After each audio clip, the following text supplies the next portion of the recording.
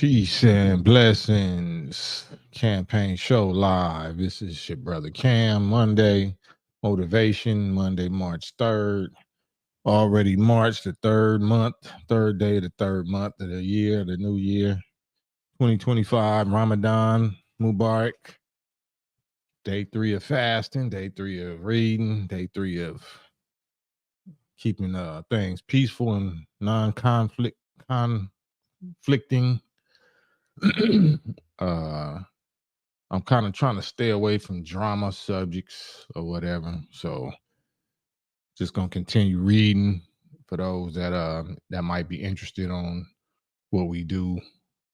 Last time I was on here, peace, I was reading a little bit of the Quran and letting you know how we understand it in the Nation of Islam. So I'm gonna continue that. This is part 3 every day. 30 days of Ramadan, 30 days of fasting. Each day is one part of the Quran that the Muslims read. So I ain't going to read no whole part, but I'm just going to read a few verses of part 3. I'm going to read a little of part 2 and tell you my NOI interpretation of it, and then a little bit of part 3 because we on part 3 in the Quran reading today. Excuse me. So, and pardon me, I just ate. That's why got stuff in my voice. Peace, Adrian. Salute. Wrench Mob Gods, George Allen, Ramadan Mubarak, Ramadan Kareem, Walaikum Salam. So yeah, let me see. We read this yesterday. It's certain parts that I wanted to go over. And I'm just gonna do it kind of fast. And that is from chapter 2 called the cow in the Quran. And that starts off in the name of Allah, the Beneficent, the Merciful. It says, I, Allah, am the best knower. This book, there is no doubt in it, is a guide to those who keep their duty. So the book is just a compilation of paper. So the real book is the man. The book comes along with the man. So the real book is the messenger of God or the messenger of Allah, and the book just backs him up. The book is just a record or recording of his actions and his life, his nature. So this book or this man that I'm sending this book down with or through there's no doubt in him. He is a guide to those who keep their duty. And like I said yesterday or the day before yesterday, who believe in the unseen, it don't mean that you believe that God is a spirit or a ghost, or that angels and all of that is ghosts. Unseen just means the things that you don't see. There's conversations going on about you right now that you don't see. It don't mean that they're not going on. So unseen just means unseen. It don't mean unseeable. It don't mean that they can't be seen. They not seen. So we believe and know the realities of the unseen, and we keep up prayer to a supreme being that can hear our prayers, that's alive in flesh and blood. And we spend out of what Allah, the plural, royal we, have given us. And who believe in that which is revealed to you, Muhammad, the person this is being revealed to, and those that believe in that which was revealed before you, like the Torah, the Old Testament, the Gospel, any revelations of wisdom that would be revealed before you, before we reveal this to you. And of the hereafter, they are sure. These are on a right course from their Lord, and these are these that are successful. This is the part that I really wanted to get into. Those who disbelieve, because this whole key is about belief, believing, not blind believing, not foolish believing, not falling for the okie doke, not taking nothing on face value. That is not the type of belief that we deal with. We don't believe in blind belief just because somebody said something. No, our belief is based on provable reality, provable factual laws of nature, things that we see exist, or we know that happened before, or is able to happen. So, but those who disbelieve, who don't believe, is people that say, no, I don't believe in this, I don't believe in that, I don't believe, I'm not a believer, I'm a knower. How could you ever become a knower? You have to believe in something. You have to believe something. You have to believe in something until you fully get knowledge about it. But those who disbelieve, especially after knowledge has come to them, it's alike to them whether you warn them or you warn them not. They will not believe. And because of that, because of whatever their motivation is, that they refuse to believe things that should be believed based on provable reality, then they seal their own hearts. So the Quran says Allah seals their hearts because they seal their own hearts and their own hearing. And there's a covering on their eyes, meaning they third eye.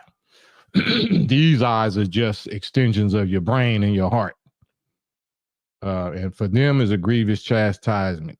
And there are some people who say with their mouth, we believe in Allah in the last day, but they are not believers. They seek to deceive Allah and those who believe, and they deceive only themselves, and they perceive not. So they actually saying, yeah, we believe, yeah, that's right. No, I can see that. But you're trying to deceive the very God himself and the believers. And you only deceiving yourself thinking that you deceiving them. It say in their hearts is a disease. So Allah increased their disease, and for them is a painful chastisement. So there's a lot of that going on with us, people that are opportunists. You know, they see that you discipline, they see that you're a serious person, serious about accomplishing certain goals and doing righteous study and righteous work, and like I said, discipline and mastery. So they know that you're likely going to be successful in whatever you set your mind to. So they want to be, they want to leech on to you. So they'll say that they believe. This happens a lot in relationships. You know, personal relationships, male, female relationships. You got a believer, you know, that you of course you admire and you have to respect their righteous discipline because they're trying to be a disciple of some righteous teachings or some righteous cause. And they might fast, they might pray, they might work out real good, they might be studying, they might know how to make money, whatever it is they discipline is, you know that it's worthwhile if you leech on, you stay close to them. And yeah, I believe, but you're not really trying to do it yourself. You just believe that they're going to be successful. You know what I'm saying? You don't believe in doing what they doing. You just believe that I'm going to stay close to you. So when you crack, when you blow, you know what I'm saying? I'm going to be there to be able to say, see, wasn't I there with you? Wasn't I there? I believed I was right there helping you. Like, nah. So those are the kind of people, they seek to deceive Allah, and they try to deceive the believers. In their hearts is a disease. And when it's said to them, do not make mischief in the land, they say, no, we're the peacemakers. We're the peacemakers. We ain't the mischief makers. Now, surely they are the mischief makers, but they perceive not. They don't even understand that they are the mischief makers. And when it's said to them, believe as the people believe, you know, you see these people that you're trying to stay in good graces with because they must believe in something, because they disciplining themselves, they fasting, they praying, they studying, they mastering this and mastering that. Believe in whatever they believe in that has them doing that. And then they say, shall we believe as the fools believe? Like they fools. They supposed to be enjoying themselves. I'm out here partying and all that. All I got to do is get over. All I got to do is act like I believe and be cool with them and let them do all the hard, heavy lifting, all the studying and all the working. And then I could just be cool with them and get a free ride.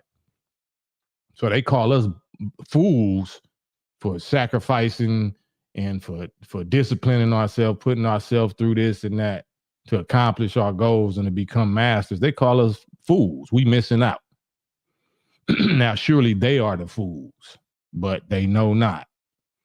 And when they meet those who believe in doing things, the disciplined way or the mastery way, or sacrificing and going without for the greater good, when they meet those like that, they say to them, yeah, we believe.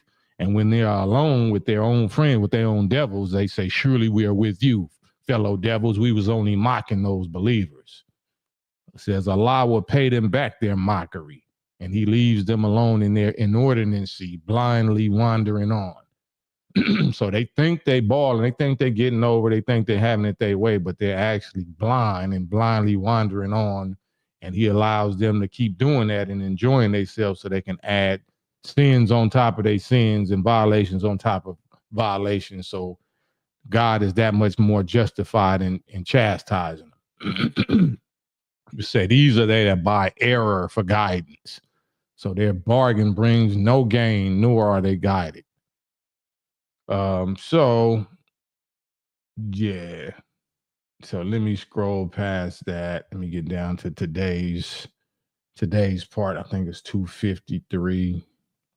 This is all still chapter 2, the cow. It's the longest chapter in the Quran. Excuse me. 252. And then it goes into all of this. Said, these are the messages of Allah. We recite them to you with truth. Surely you are of the messengers. So we means Allah, the plural Allah, the group Allah. These are the messages of Allah. We, Allah, recite them to you, messenger, or the person that's reading this, or this is being revealed to. Surely when you receive this, now you are of the messengers. When you receiving this to share it with others, now you are a messenger. If you share this message of God, you are a messenger of God. It don't say that you have to be perfect and super holy and this and that. You do have to be righteous. You do have to be more righteous than you are wicked, more right than you are wrong. But the message is 100% right. A wicked person can tell me 2 + 2 is 4. That wicked person is 100% right. I don't care what their motivation, their sexual orientation. I don't care what their history, background. I don't care what they did to little children. If they tell me 2 + 2 is 4, they are 100% correct in the delivery of that message. So the Quran is saying to Prophet Muhammad, peace be upon him, surely you are of the messengers, because we see you are self-disciplined. We see that even though you are of recessive nature, of Caucasian genetics, we see the discipline, the war against your own weak, wicked nature that you're fighting to try to be right, try to be like the original people. So we chose you because of that. And you are of the messengers. And it says, we have made some of the messengers that we choose to excel others. Some messengers excel others. Some are greater than others, according to Allah's grade. We can't necessarily tell the difference. We don't make no distinction between none of them, but Allah knows the difference. So it says, we, Allah, have made some of these messengers to excel others. Among them are they whom Allah spoke to. Spoke. So Allah got to have a mouth to speak, as opposed to showing, giving you dreams and visions and speaking to you in signs and hints and stuff like this. It says, among them are they to whom Allah spoke, and some of them he exalted by many degrees of rank or grade level. And we gave clear arguments to Jesus, son of Mary, that was one of the messengers, and strengthened him with the Holy Spirit. So this sounds just like the Holy Quran. I mean, sounds like the Bible, right? So the Muslims don't deny Jesus or the Holy Spirit, but we don't say that they the same being. We don't say that that's Allah. No, Allah is Jesus is a messenger of Allah, and the Holy Spirit is something that comes from God, right? Holy Spirit is a product of something. And if Allah had pleased, those after them would not have fought one with another after clear arguments had come to them, but they disagreed. So some of them believed and some of them denied. And if Allah had pleased, they would have not fought one with another, but Allah does what he intends. So it say, oh, you who believe. This telling is about believers, not blind belief. I can't stress that enough. Ain't no blind belief or blind believers this way. Not in the NOI. In fact, we stress, show, and prove so much that we make people that's from the state of Missouri look like look like believers. It says, oh, you who believe, spend out of what we, Allah, have given you before the day comes in which there's no bargaining, nor friendship, nor interceding. And the disbelievers, they are the wrongdoers. Disbelievers are wrongdoers. So there's certain things it's wrong for you to even disbelieve. It's wrong for you to reject certain messages and messengers. You're evil. We are evil if we even reject or we close our ears. Man, I ain't trying to hear that. Man, I ain't trying to hear. Okay, for sure. You're going to have to hear it. There's certain laws that you can't escape. It says, Allah, there's no God but he, the ever-living, the self-subsisting, by whom all subsist. Slumber overtakes him not, nor sleep. To him belongs whatever is in the heavens and whatever is in the earth. It says, who is he that can intercede with him, with Allah, except by his permission? So let's get into that real quick, because that can sound very spooky. Allah, there's no God but he. All right, I'm not even trying to get into the pronoun, the gender pronoun he. We're just going to not even go there. It says Allah, the ever living, right? And in the nation, we say, the question is asked, who is the original man? The original man is the Asiatic black man, the maker, the owner, cream of the planet Earth, father of civilization, God of the universe, father and mother of civilization, God of the universe. And his question is also asked, what is the birth record? Birth record, meaning the record. Who has the record or the recording of the birth of the original nation? The nation of Islam. Islam just means submission.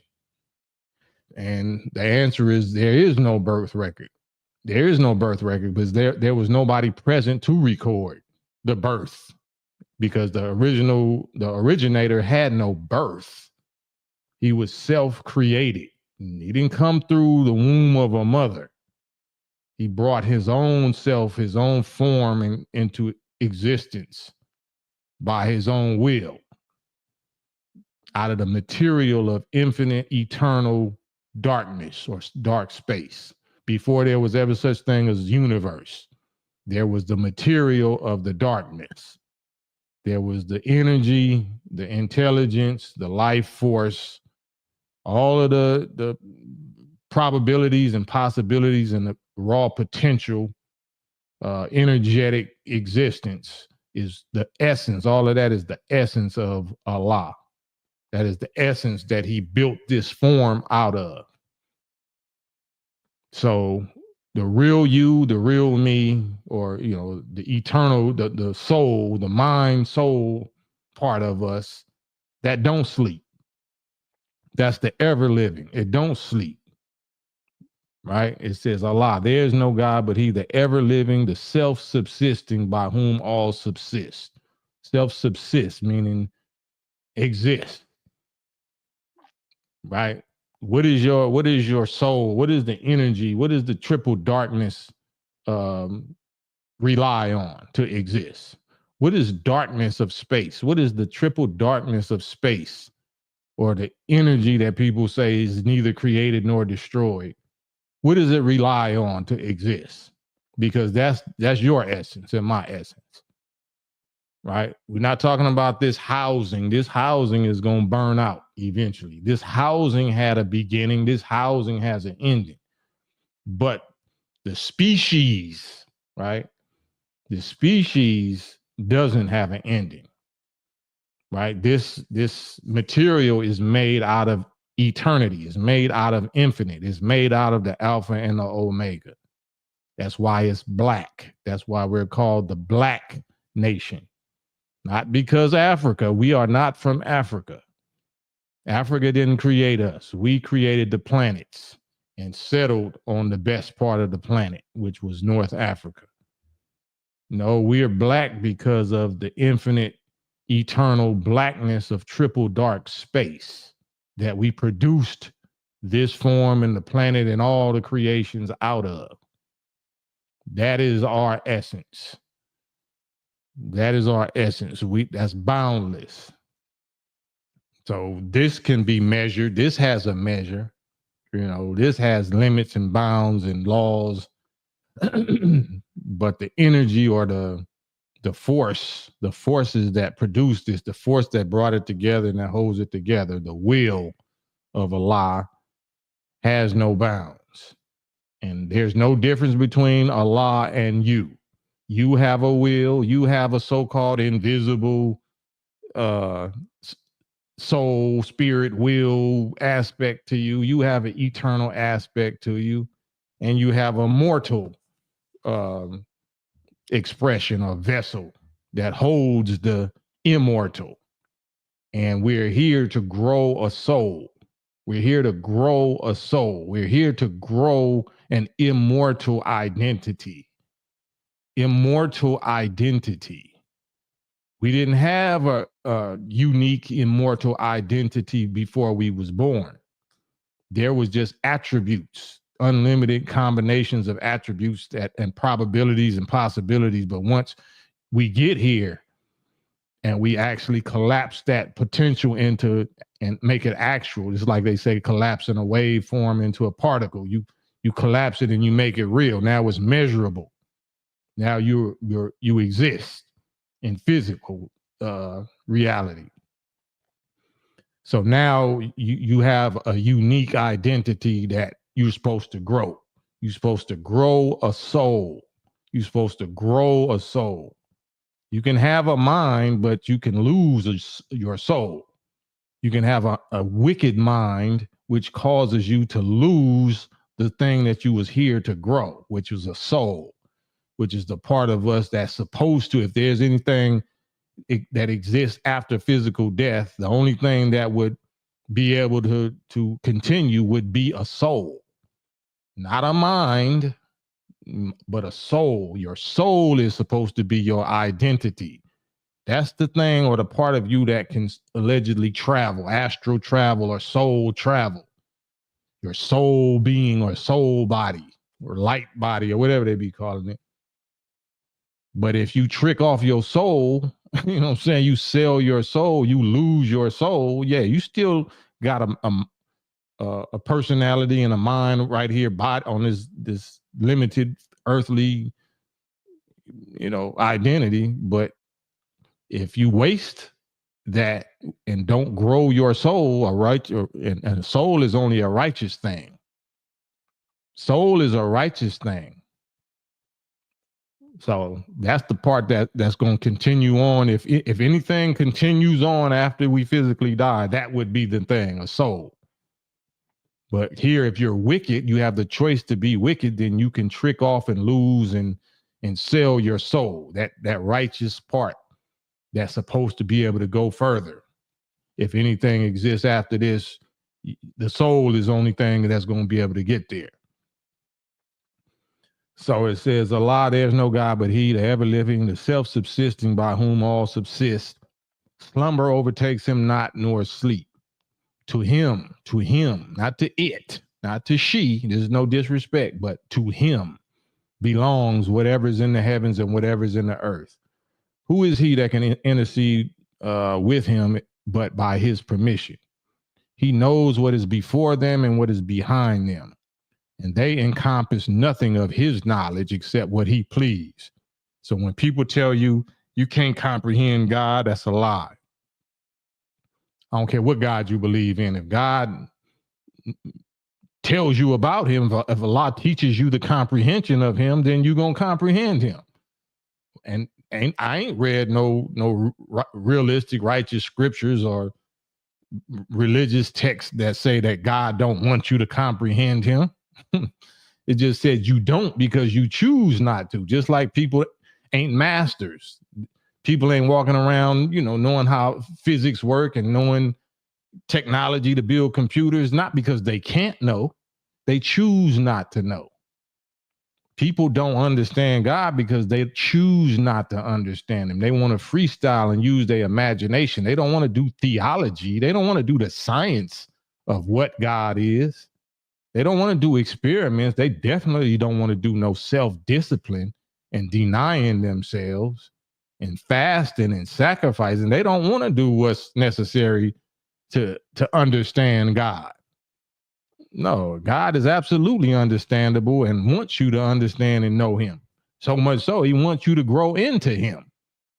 Not him as just a gender. I'm talking about the title, the rank, the grade level. So that's all cap. Anybody tell you that, that's cap. His knowledge extends over the heavens and the earth, and the preservation of them both tires him not. And he is the most high, the great. His knowledge extends over the heavens and the earth, and the preservation of them both tires him not. In our lessons, we have certain lessons, and we got what's called the problem book. And an example of the type of math problems that we have is 1/100th of a square inch. 1/100th of a square inch. So a square inch is like this, like a little square inch, right? If you got a cube like a dice, like one dice. Say that's a square inch. You break that cube down into 100 little cubes within that dice.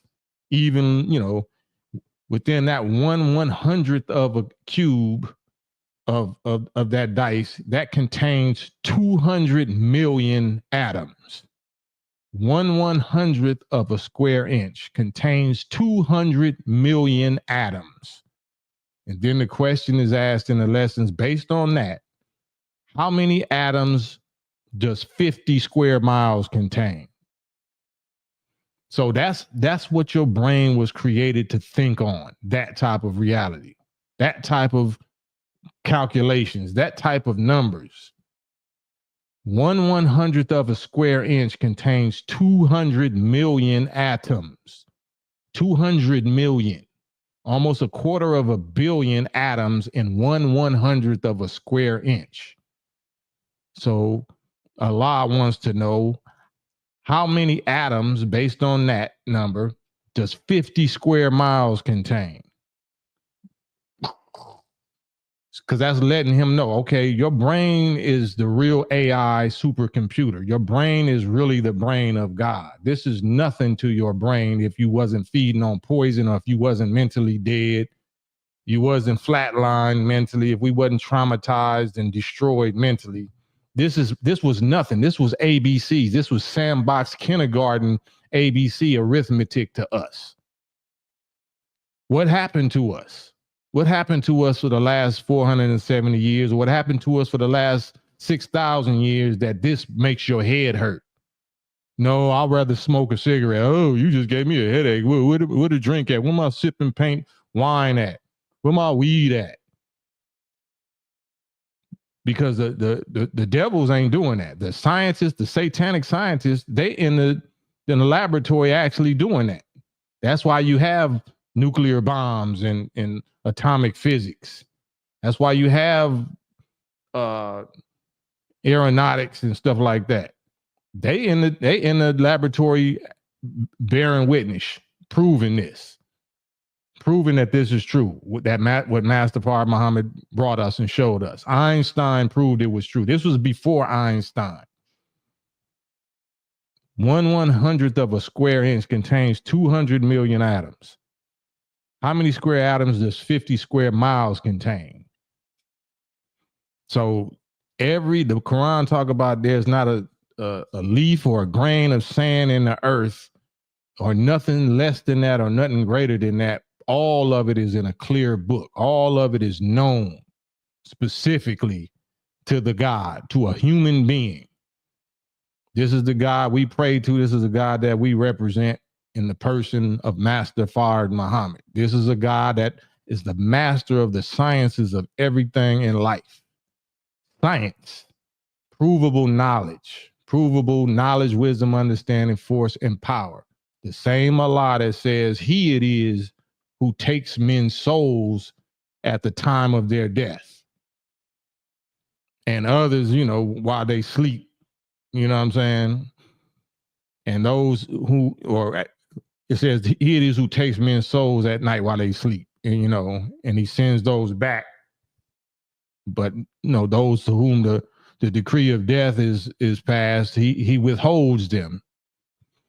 So a human being that has the knowledge over your own soul, so soul traveling or soul, so-called abduction, or somebody that can transport you from here to there, like the Muslims know the night journey of Prophet Muhammad, where he took him from the local mosque to a remote mosque and showed him visions and showed him this and that. This is a man. This is the supreme human being. This is the power of the original people. So whenever you hear us talking about God and Allah and angels and devils, we are not talking about no spooks, ghost spirits, imagination, mystery, separate entities. We talking about the human being, the supreme human being, the Most High. The Most High.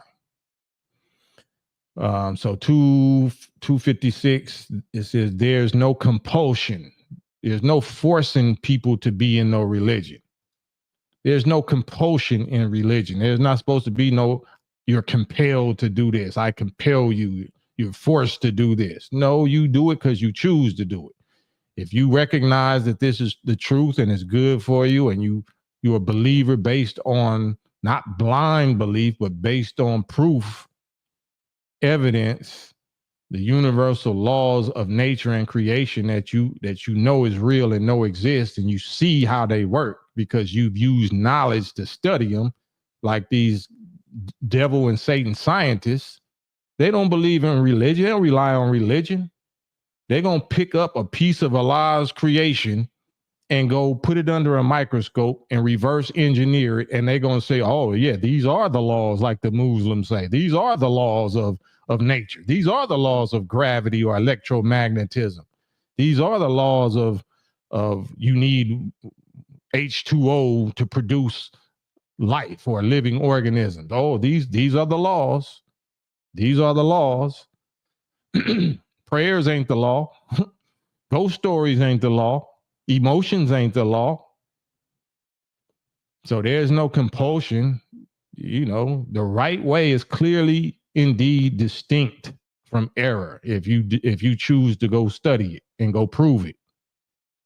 So whoever disbelieves in the devil and believes in Allah based on the provable creation, the reality creation that he has all around us and that we even made out of, take some of your skin, take some of your flesh or your blood and put it under a microscope.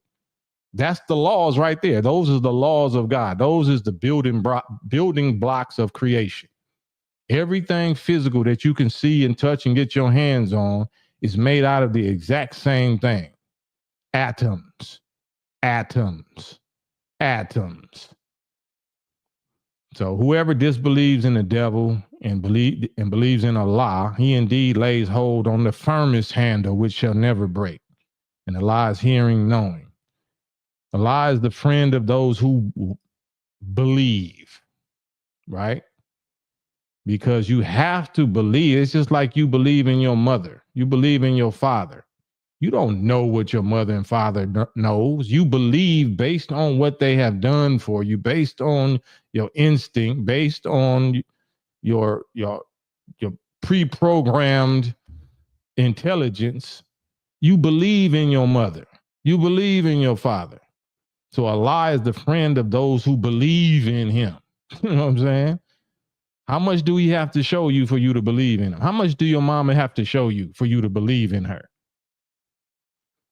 He brings them out of darkness into light. And those who disbelieve, their friends are the devils who take them out of light into darkness, into ignorance, into confusion, into drama, into mess, into sickness and disease, into warfare and unnecessary warfare.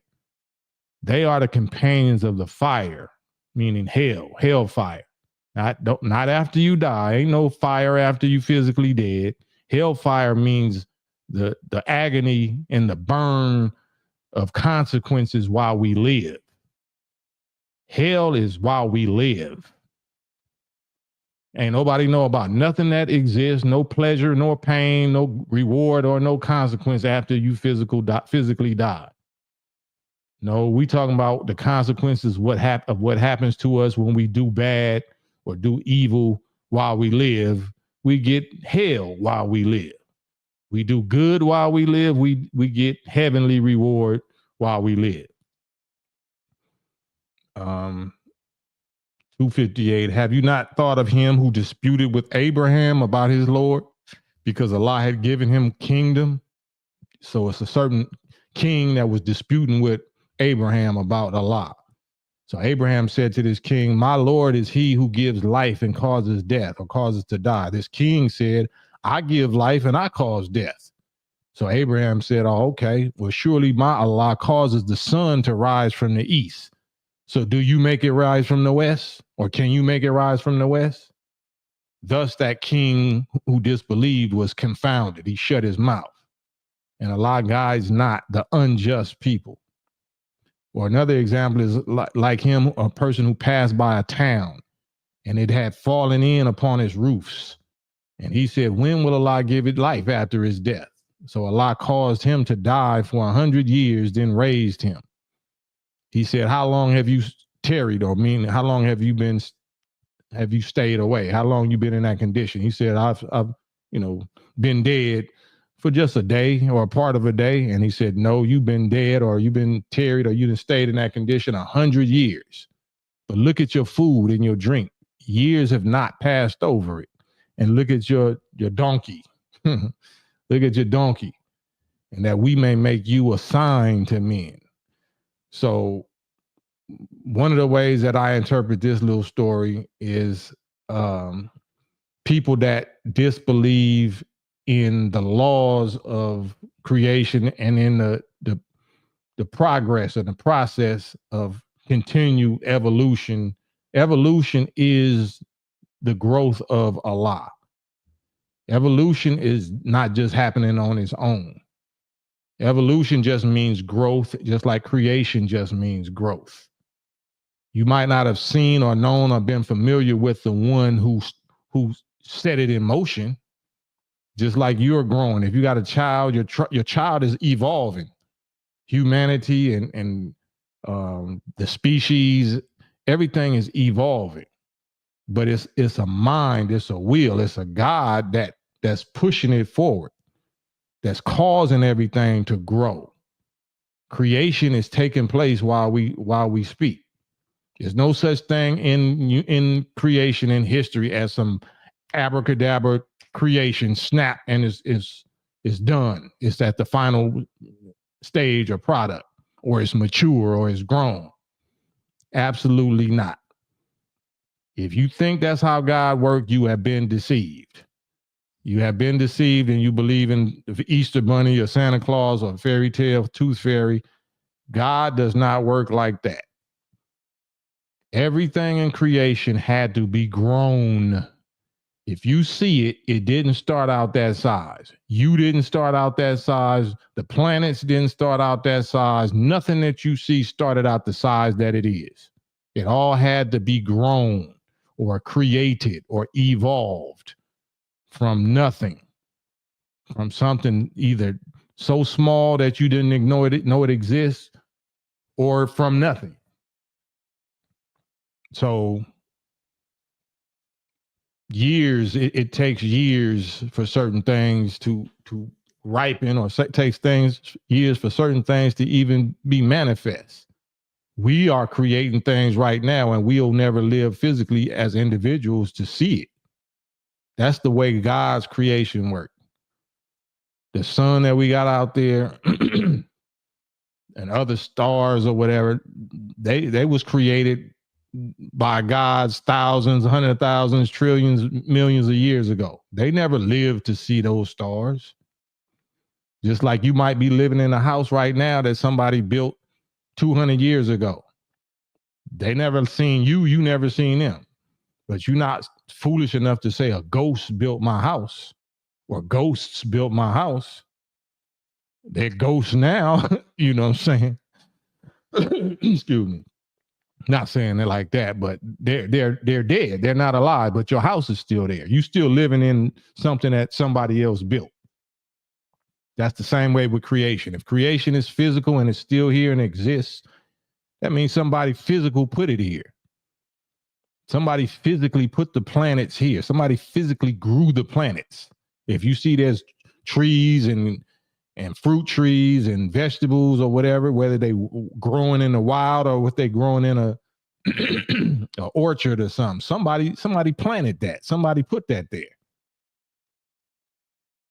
So there's no such thing as abracadabra. There's no such thing as a mystery ghost God producing physical creation. If it's physical, it was put there by physical. Because if God is not physical, then why the heck would God keep continually creating physical stars and planets and galaxies and solar systems and universe? If he a ghost, what satisfaction and joy would he get out of constantly filling up the universe with physical creation? Excuse me. But as far as, you know, causing us to die for 100, causing this man to die for 100 years, that means ignorant, mentally die. But even though you mentally dead, it don't mean that the process of creation ain't still going on.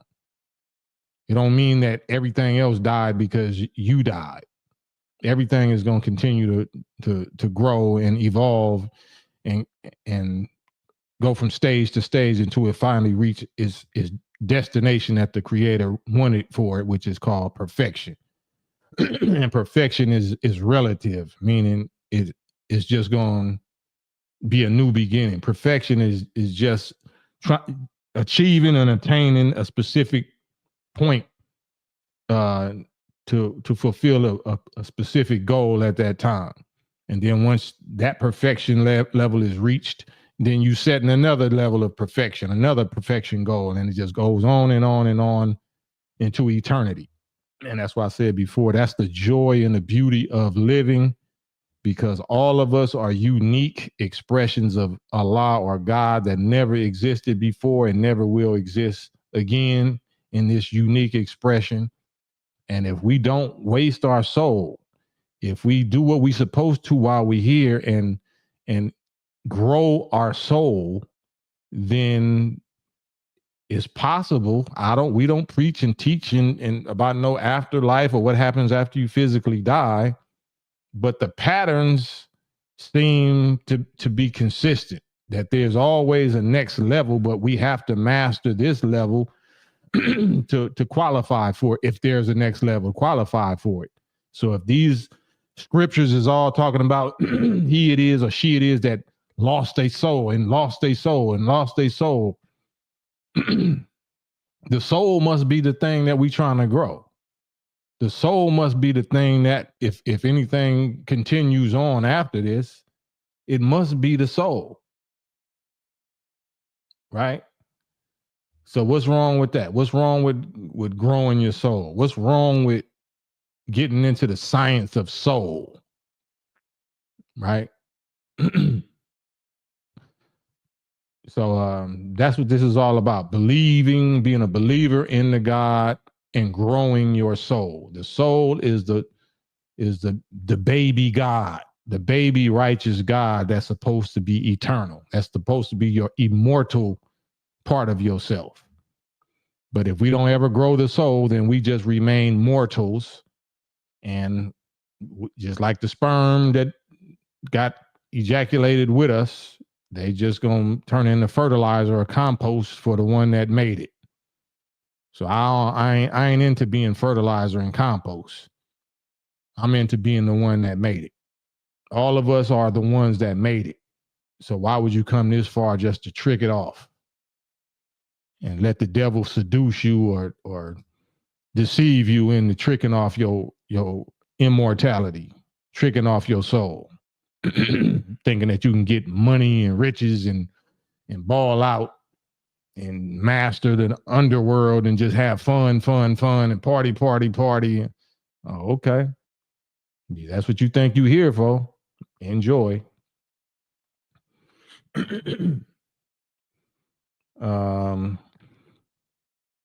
So yeah, let me keep on. It says years. It says, and look at the bones. Look at your bones and all bones of creatures. Look at the bones, how we set them together, then clothe them with flesh. We Allah, how we Allah set the bones together, then we clothe them with flesh. So when it became clear to him, he said, I know that Allah is possessor of power over all things. This is the scientist and the architect of life itself, of all life forms. This God, this man understands and is showing me on my grade level examples of how he put these things together. 260. And when Abraham said, my Lord, show me how you give life to the dead. And Allah said, do you not believe? Abraham said, yes, I believe, but just so that my heart may be at ease. So Allah said, okay, well, take 4 birds, then tame them to incline to you, tame them, to rely on you and to love you. Then place on every mountain in every direction, 4 directions, a part of them, a bird on each direction on a mountain. This says, then class them. It's supposed to say, then call them. Then call them. After you put one of them on each mountain in every direction, call them. They will come to you flying. And know that Allah is mighty wise. And what that means, it symbolizes is Allah says, I'm your creator. Not only, it's not about me taming you to incline. I created you to incline. I created you with the same nature and the same goal and function and purpose that I created myself with.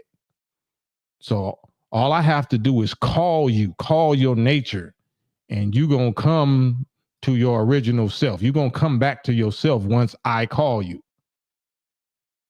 So that's how I bring life to the dead. We mentally dead, but if I come in person and I open my mouth and I call, I speak the word to my messenger first, the Honorable Elijah Muhammad, and I give him my words, and then I can go away, and he's going to use my words and call you from every 4 corner, every mountain, every institution, every condition.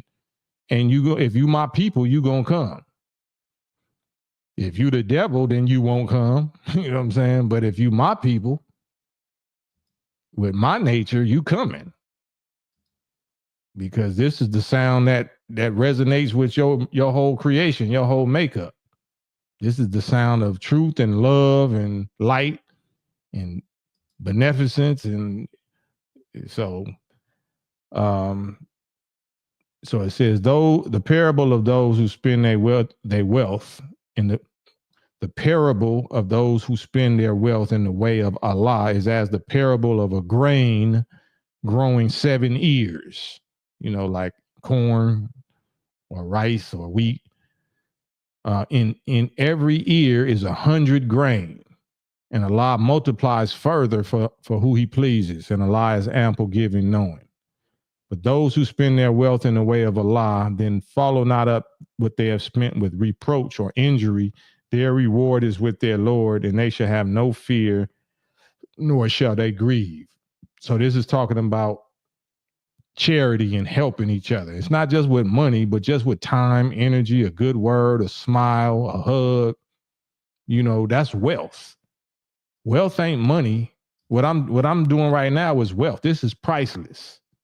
Spending your energy, your life force, your attention, your will, your purpose, your intent, your motivation to make sure the people have and understand what you have and you understand. They can benefit from what you've been able to benefit from. That's wealth. There's no wealth greater than divine guidance, divine example, divine guidance. You know what I'm saying? From somebody that loves you because they suffered what you suffered from. So that's the real wealth. The real wealth is a loving brother or sister who has divine guidance, whose greatest desire is to share it with you so you can benefit from what he been benefiting from or what she been benefiting from. So it says those that spend that kind of wealth in the way of a lie and then don't follow it up after they've spent it with reproach or injury or me remind you, I did this for you. You didn't even know nothing. You didn't know nothing. I spent my time. I'm the one who woke y'all up. You start doing that, following your charity up with dangling it over people's head and saying, no, I did that for you. What about what I did for you? And that's BS. So now you just forfeited. You just wasted your so-called good reward because you followed up your charity and the wealth that you was given with reproach or with injury. Now you want to injure the people and mock them or act like you did something for them instead of saying, no, Allah used me to do it. I didn't do nothing. I ain't nothing but what Allah, lets me be because I'm still trying to grow up into him. So I'm trying to do this so he can show me favor. I'm trying to show you favor or share what he shared with me, with you, so he could be pleased and help me get to my self-mastery. So you don't follow charity up with injury. It says a kind word with forgiveness is better than charity followed by injury. A kind word. I ain't got nothing to give you but a kind word. That's better. With forgiveness, me forgive you might have did something against me or somebody did something against. Don't trip, man. It's all good. I know we all be tripping, man. I ain't tripping, man. We good. We good. That right there is worth more than charity, big money or big whatever you claim. I did this, and you follow it up with some injury. A good word is better than gold. A good name is better than gold. So it says, oh, you who believe, do not make your charity worthless by reproach and injury. You make it worthless. Damn, you just wasted all that good charity you was ready to brag about. You just wasted it by bragging about it. You just wasted it by injury, causing injury with it or after it. So you just doing it to be seen of men. It says, make not your charity worthless by reproach and injury like him who spends his wealth just to be seen of men and believes not in the law in the last day. Because if you really believed in Allah, you wouldn't do that. You would just be happy. You would feel good that you knew you did something good for somebody that needed it. You're not recording it. You're not posting it up and trying to make yourself look good, trying to build up your stats. If you're really doing it for Allah, nobody else needs to know. You know that Allah knows. I'm happy with Allah, that I know I was there, and I be looking for somebody every day that I can do something good for. But I don't want you to see me coming. I don't want to go on social media with it. No, that just means I want to be seen. I want to be seen now. No, I want to do it because I want God to forgive me. I want God to help build up my soul. If it's a such thing as life or some kind of next level after this physical death, I want to qualify for it. And even if it ain't, I still know that I'm going to get a great reward and I'm going to feel good and it's going to heal my illnesses and sickness and my evils if I'm doing good to other people while I live. It don't even have to be no afterlife. I just like and love the fact of the benefits I get from doing good and helping people while I live. I don't know what's going to happen to me when I die. I don't know what happened to people when they die. So I don't know none of that. I know what happened to me when I'm alive, and I do something good for people when I'm alive. That's all I'm trying to master. When I was a sperm, I didn't know nothing about an egg or a vagina or vaginal tract that existed. I just knew I had to stay the healthiest sperm, and when I found myself in a new environment, I just swam my hardest. I didn't know. I didn't know the reward I was going to get for swimming my hardest and just mastering where I was at. And look, look where I'm at now. Look where we at. So yeah, I ain't gonna go too much. I'm already at an hour. So his parable his parable is as the parable of a smooth rock with earth on it. Then heavy rain falls on it, so it leaves it bare. These are the ones that do charity just to be seen. It's like the parable of a smooth stone or a rock or a side of a mountain with earth on it, and then heavy rain falls on it, so then it washes it off, it washes it bare. They are not able to gain anything of that which they earn. And Allah guides not the disbelieving people. You're not doing that because you believe in Allah. You're doing that because you believe in vanity. You believe in image, ego. You believe in something else. You don't believe in Allah.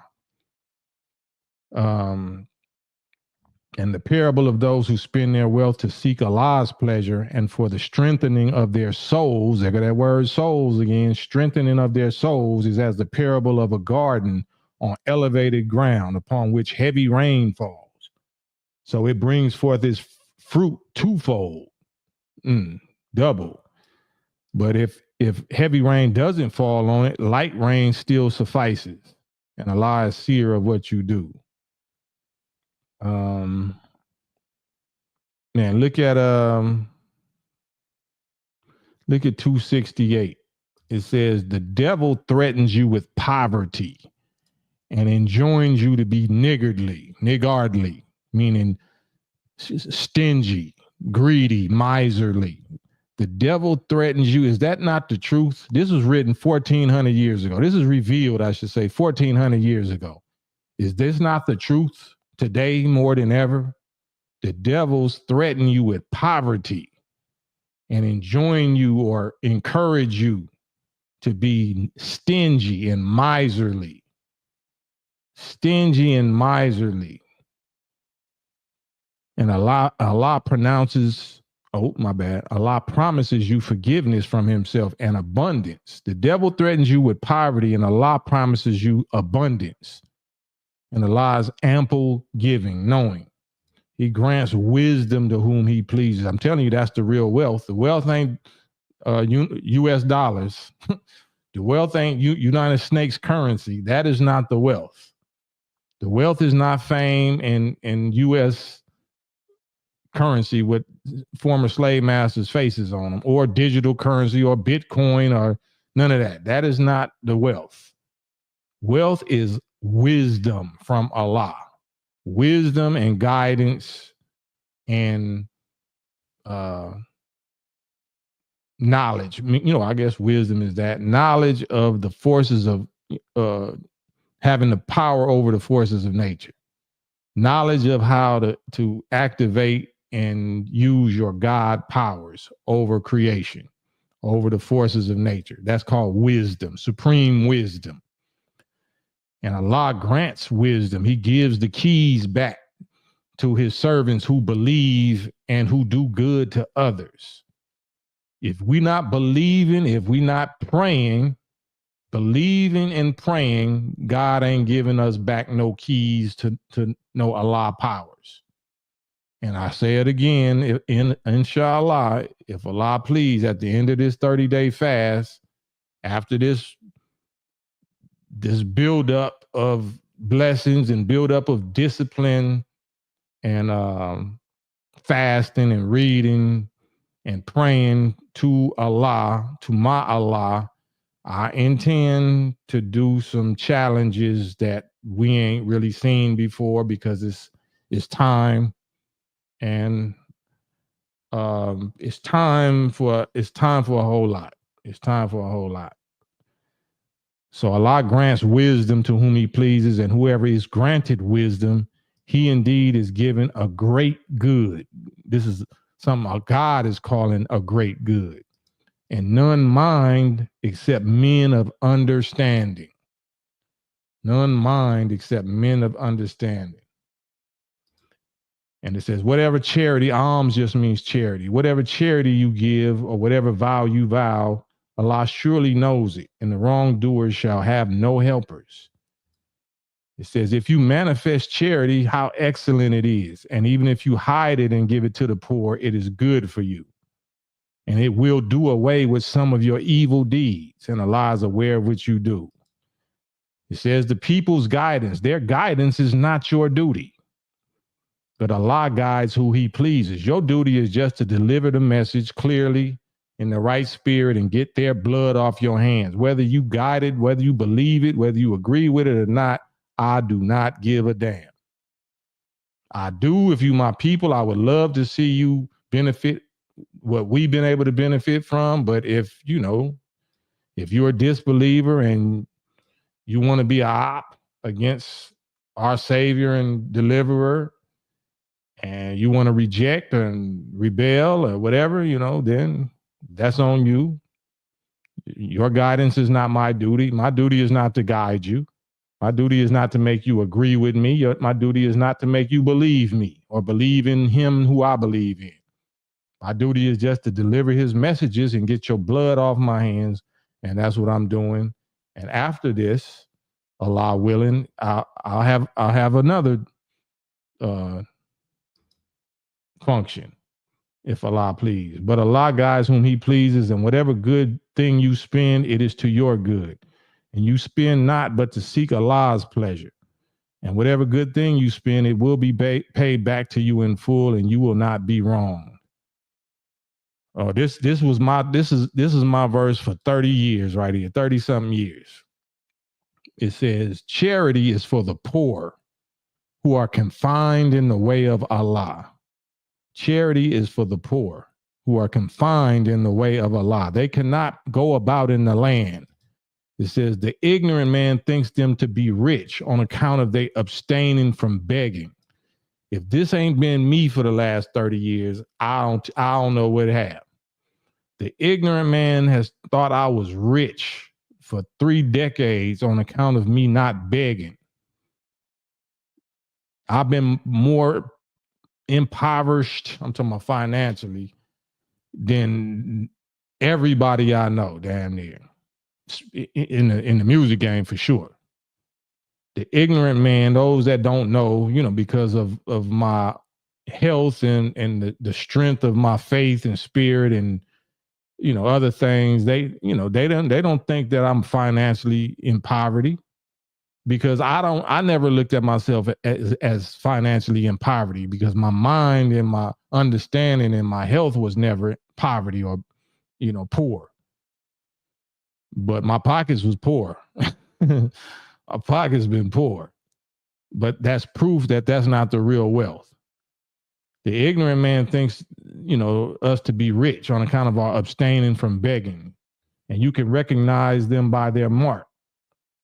It's supposed to be their mark. So this is a misprint. You can recognize them by their marks. They do not beg of other people imposingly. That's importunely. That means they don't impose themselves on other people. If they struggling, they going through it. It's not that it's pride. They too proud to ask people for help, but they'll just take it. They'll just starve to death. They'll just take whatever they got to take, because they know that they working and they relying on the God that they believe in. Sometimes you do have to ask for help, and that feels terrible or whatever, but it's going to be few and far in between. And sometimes I would ask people for help just to run them away from me, because I knew that they was on some niggardly stuff. And, so if you want to keep people away from you, ask them for money. You know what I'm saying?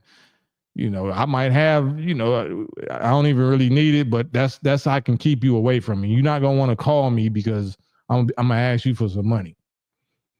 So that's a military tactic. I don't want to give up too much of the game, but yeah, whatever good thing you spend, surely Allah is knower of it. Those who spend their wealth by night and by day, privately and publicly, their reward is with their Lord, and they have no fear, nor shall they grieve.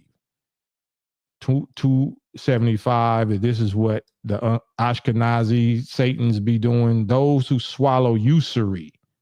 Usury means interest. Usury means compounded interest.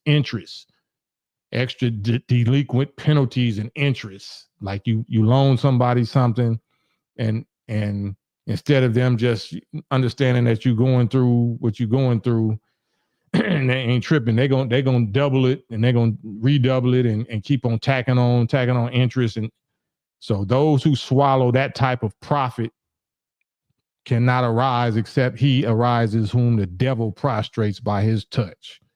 That is because they say, well, trading is like usury, is only like usury, and that's false. Allah has allowed trading, but forbidden usury, forbidden interest. So in the Muslim world, we don't do interest loan. Somebody loan you something, you don't put no interest on it. We do capitalism, business.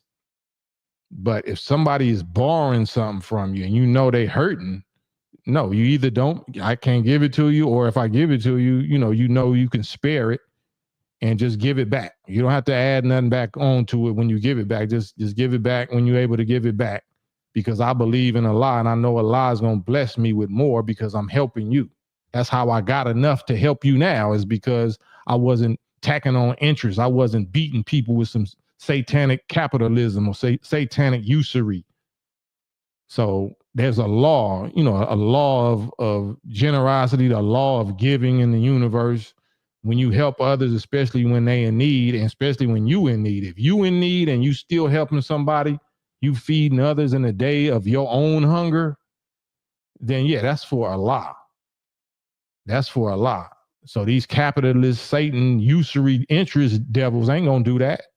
They're gonna take advantage of your poverty. They're gonna take advantage of your bad condition. They're gonna do predatory lending, knowing that you desperate, and then they're gonna take everything you got. So Allah is forbidding that, and it says, "To whomsoever then the admonishment has come to from his Lord, and he ceases this, he shall have what is already passed, and his affair is in the hands of Allah. And whoever returns to it, returns to charging interest and looking to exploit people's misfortune, these are the companions of the fire. Therein will they abide." It says Allah will blot out usury or interest charging of interest, in the demons and the devils and the Satans that charge interest. Allah will blot out usury, and he causes charity to prosper. And Allah loves not any ungrateful sinner. So, yeah, I guess, but I'm just trying to show y'all, this is what the Quran says, even though this translation, that's why I didn't really post up this one. This is on the Islam Awakened website, and they be having typos and misprints. So if I wasn't already familiar with the Quran, I seen 2 or 3 or 4 different misprints and typos. But I just still wanted y'all to see what it talks about. So this is everyday Black people problems and poor people problems. You don't really hear, you don't see a lot of thee and thou, King James English type stuff in here, and words put in a way that you can't really understand it. This is way easier to understand. And when you got the revelation and the interpretation or the decoding template of the Honorable Elijah Muhammad and the Nation of Islam, is not only is it easier to read, is fascinating, and is so what you call that, when you feed from healthy food, it just opens your understanding all the way up, your comprehension. It strengthens your faith, because it's talking about exactly what you're suffering, exactly what you're going through. Just like the Bible, the Bible is full of those verses and them scenarios, but unfortunately, the Bible has been tampered with and stepped on. So you might find something that you're exactly going through, but it's going to be connected to some poison, a poison concept that's going to diffuse the healing, or it's going to add some other problem while you taking care of that concept. It's going to bring a whole other poisonous concept into the picture that is going to cause you another problem. So I grew up in Christianity. I grew up in the Bible. I know exactly what the Bible say. I read all of it. In the nation, we read everything. So anybody that be talking about y'all Scientologists and y'all this and y'all that, we read everything. If we see any people with a benefit that's doing better or as well or than we are or how we would like to be doing, I'm talking about intellectually, scientifically, then it's only intelligent to see what they read. What do they study? You wouldn't like to know what Fauci and them study. You wouldn't like to know what Putin and the Russians or Chinese study. If they leading us in technology, they leading us in physics and science and aeronautics. You wouldn't want to know what they studying. So it's only children and immature, weak people that try to use emotional arguments. Oh, y'all, Scientology. You don't even know what Scientology is. The root word is science. You're not into science? Oh, they believe such as L. Ron Hubbard was racist. How you know? And even if he was, what that got to do with his science? You not racist? What did we say we prayed to L. Ron Hubbard? Or, you know what I'm saying? Like, what criterion, what standards are you holding us to? If you go to Harvard, you're not supposed to go to Harvard. Them ain't nothing but Satans and crackers over there, right? But you're gonna brag about your degree from Harvard if you're from the ghetto. What's the difference? What's the difference? Actually, we can prove the difference. We can prove that the white people that call themselves Scientologists, character and track record is far greater than Harvard professors and Harvard graduates and Yale and Princeton, all these Ivy League secret society skull and bone Satans. They don't do that. They don't do that. So why would y'all brag and think it's okay, to get education or get curriculum from this camp, but then over here, yeah. So, but they never show up. This is just some people's type. They never show up.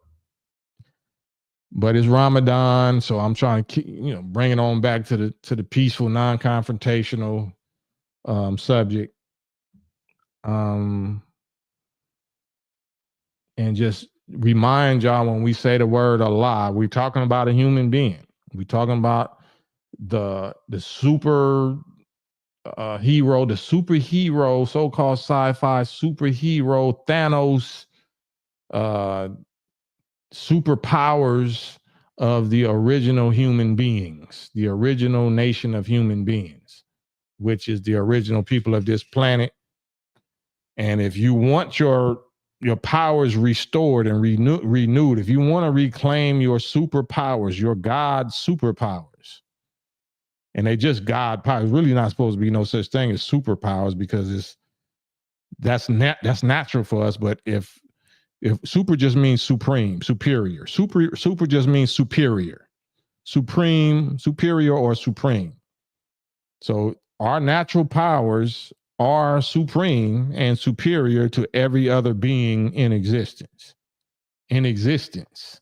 We are the gods of every being, every living creature, and every living being in existence, not just in the in the solar system, not just in this Milky Way galaxy. Anywhere there is life, anywhere there is intelligent life or life forms, we are their superior in knowledge, wisdom, understanding, force, and power. We are their makers. We are their creators. So, of course, not in the nigger condition, not in the mentally dead condition that we are now.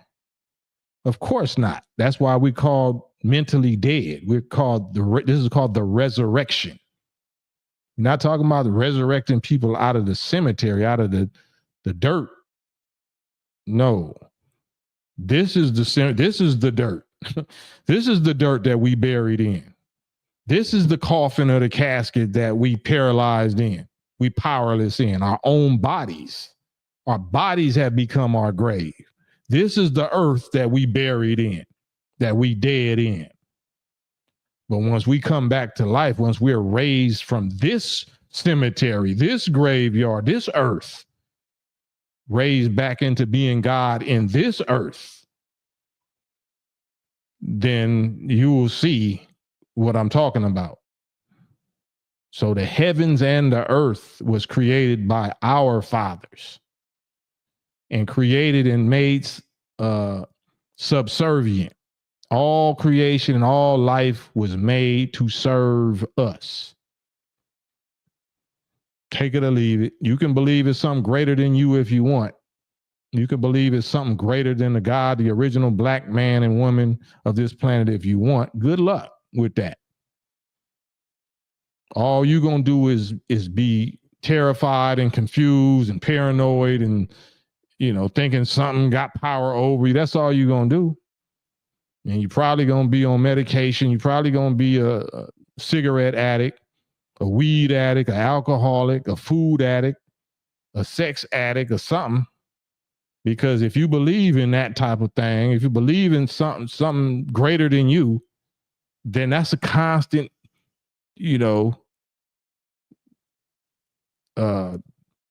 victim. That's a constant prey. You're a constant prey victim mentality. So your prey is a different kind of prey. Your prey is P-R-E-Y. You're P-R-E-Y. So that's not what we want to be. We want to be free from that. We want to be free from being prey. Our praying is supposed to free us from that. Our praying is supposed to lead us on the path of power, righteous power, and reclaiming our own. And we can only become God or return to being God power through submission, through Islam. Islam just means submission.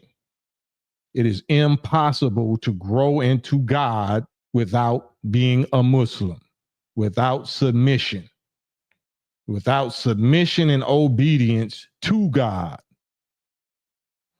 to the provable supreme being, this provable one that is superior and supreme in knowledge, wisdom, understanding, force, and power, and track record and accomplishments. There is no God. God of what? There is no God without being a Muslim. There is no becoming God without being a Muslim. So, with that in mind, okay, 117, 118, I guess that's a good time to close it on down. I'm really, not taking no comments or whatever. I'm not commenting, I'm no guests, because I'm really trying to share something.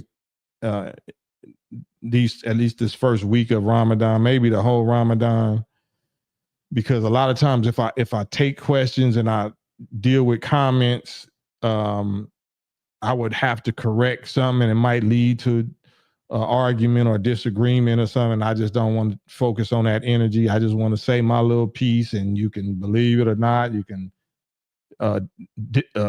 unfollow or whatever, what I'm saying? If you feel like I'm pushing religion, even though this is not religion, but whatever.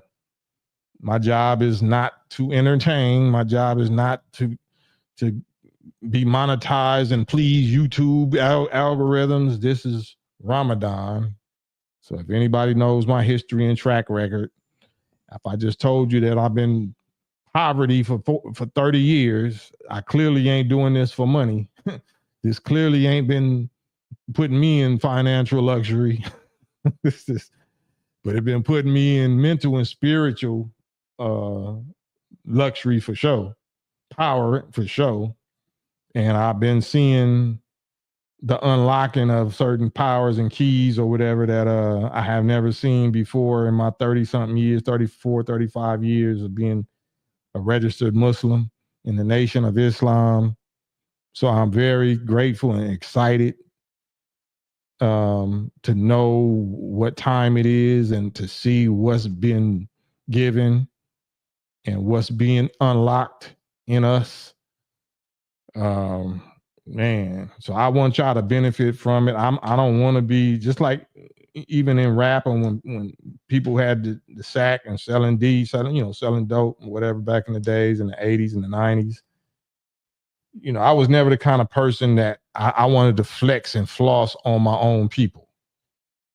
No, I felt good when my people had as much as I had or more, because they was never a threat to me. I felt good when I knew that they had it. They was having it, because we ain't got to look at each other cross-eyed. If you want to do something, money or fame or whatever influence is going to bring out of us what was really in us in the first place. So if you was always trying to be on your own and do your own thing or whatever, and you really wasn't with what I was with, you wasn't really with trying to discipline yourself and be God and be righteous and this and that. Okay, cool.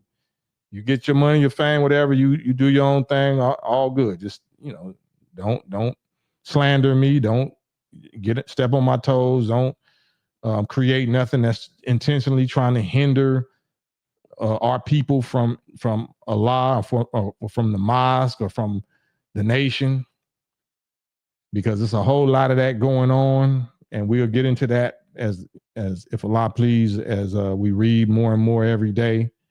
Those who hinder people from Allah's way, they had the teachings, but instead of coming themselves, some they might say a good word about the minister or about Master Farah Muhammad or the Honorable Elijah Muhammad, but the Quran say those who built a mosque, they built a mosque to hinder people from Allah's real mosque way, and they talk about never stand in it and never offer prayer for any of them who dies and this and that.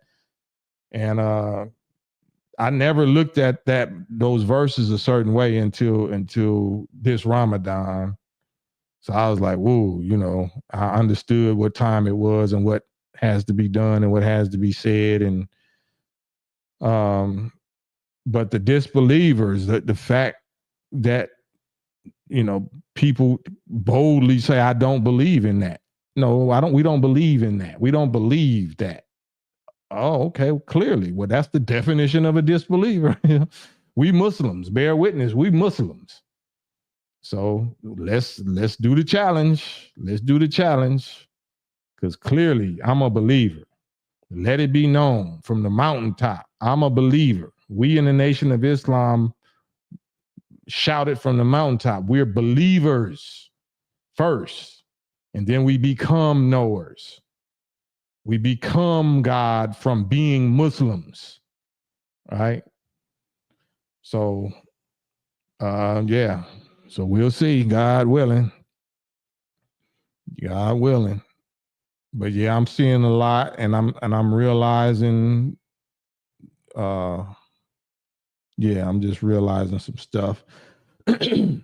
Shout out to everybody in the chat. Blessings, peace, and blessings to y'all. And I hope y'all are trying to fast. Just go as many days as you can go. Even if you fall off one day, hop back on the next day. Try to go as many days as you can go fasting and praying, because this is the discrimination. This is the criterion. This is what sets us apart. Fasting, praying.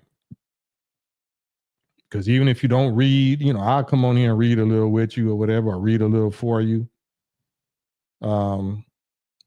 But do what you can do, which is fast, meaning discipline yourself, deny yourself for a specific cause, for the specific God, and pray to the specific God.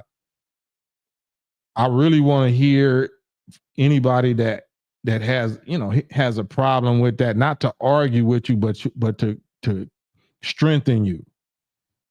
God, I don't care what God you believe in, God is not that petty. If you are looking for, if I'm telling you, try this, just try it. If it don't work, go back to your God. But you wouldn't even entertain me if your God was working the way you thought your God should be working. And if your God is working the way that you feel like your God should be working, then, we'll just have to see how that works out.